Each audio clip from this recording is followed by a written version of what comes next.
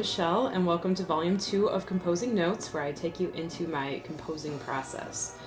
In the last video, we talked about concepting a piece of music, and in this video, we're going to start taking those concepts and associating them to musical ideas and building blocks. So let's get started. So once I have a brainstorm of the concepts of the piece, I take a look at what I've written down and I start thinking about how those things can be expressed musically.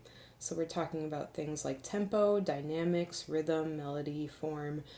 Basically, what musical devices can I use to get my message across?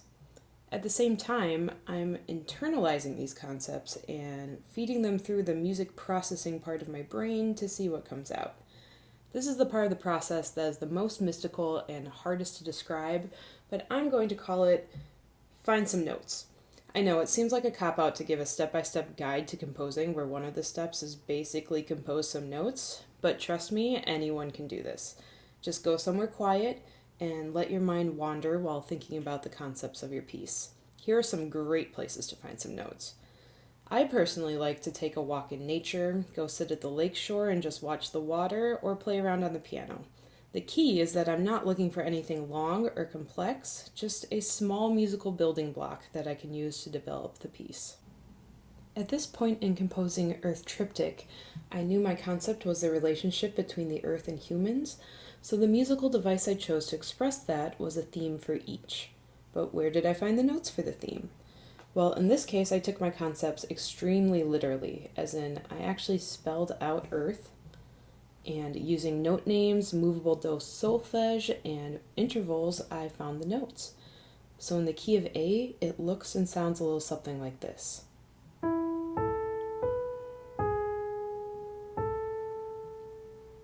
For the human theme, I knew I wanted to express human progress and rising temperatures, so I used a very simple rising musical figure.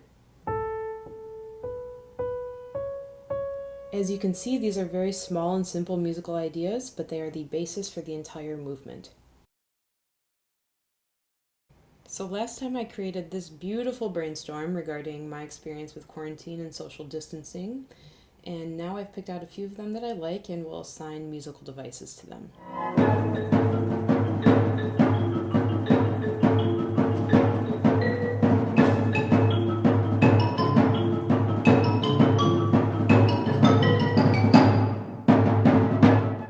Now I don't need to use all of these, or any of them really, but they are going to be great guidelines for me to help me find some notes. So this is typically where I would take a walk to the lake and just sit on the shores and think about the concepts and see if I can find some notes. But obviously the lake shore is closed right now, so I can't do that. But guys, don't worry. In this era of isolation and Zoom meetings, a whole new world of finding notes has opened up.